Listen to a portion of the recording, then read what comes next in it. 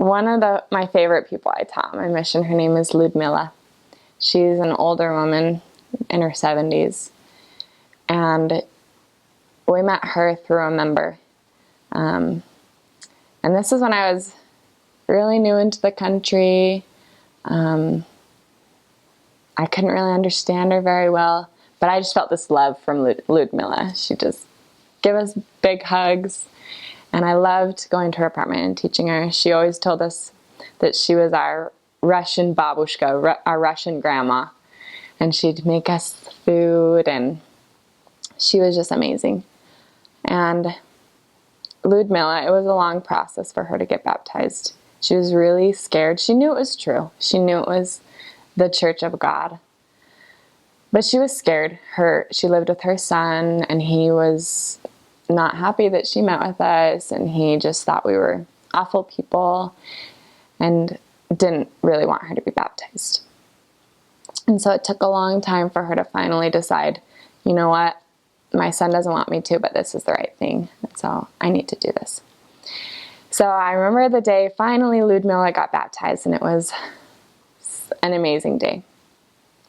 And after that, she was doing fine. She continued coming to church, but soon after, she had some serious medical problems. She had had problems with her heart before. She had had some surgeries.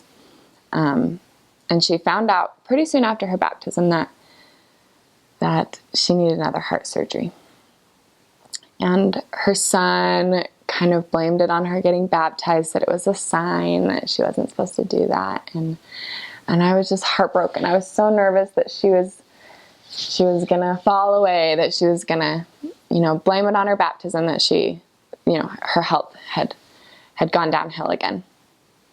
And I remember as we talked to her, though, she said, no, I know that it's not for my baptism, but I think it was still hard for her.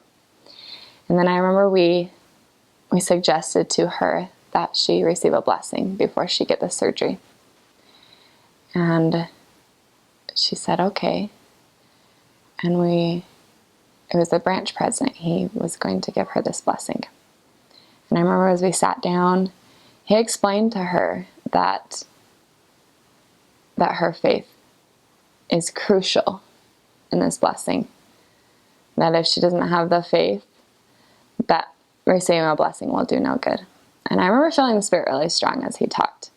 And I remember watching her and her just taking everything in and really understanding a blessing and the amazing gift of the priesthood, and that we can receive blessings.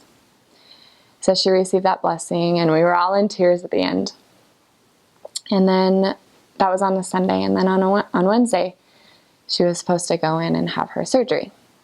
And my companion and I, we were praying a lot for her. And I remember she called us Wednesday night, just bawling in tears. And she said, sisters, I was in the hospital. I was ready for my surgery. The doctor was about to start the operation when he felt like he needed to do a few little tests just to see how everything was going. So he did a few tests, and he found that everything was normal, that there was no reason to do the surgery. And he was just in shock, this doctor. And he couldn't explain it. And he kept asking her, like, what happened?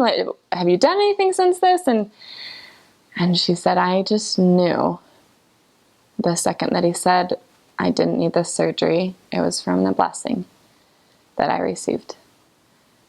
And I just couldn't believe it. Growing up, I had always heard these amazing stories of priesthood blessings and the healing power of the priesthood and all these things. And I believed in it. And I had seen good things in my own life from receiving blessings. But I had never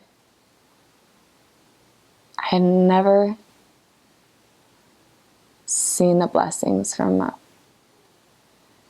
a priesthood blessing like this. She was healed. Literally, she was healed. And she was just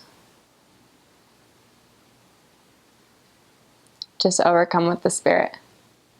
And I was so grateful at that time that she recognized that it was because of her decisions to be baptized and to receive a blessing, that it was because of her faith.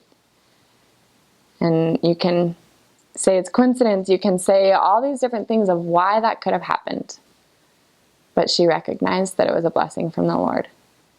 And I knew at that point that she would never fall away. I knew that she had had experiences in her life that she just knew. She was so young in the church. She had just been baptized. But it seemed like she had just been a member for years because of her faith and her belief in Jesus Christ, in God, and in the priesthood. And that was a big testimony builder for me as I watched her, because her faith exceeded my faith greatly. She's an amazing example to me.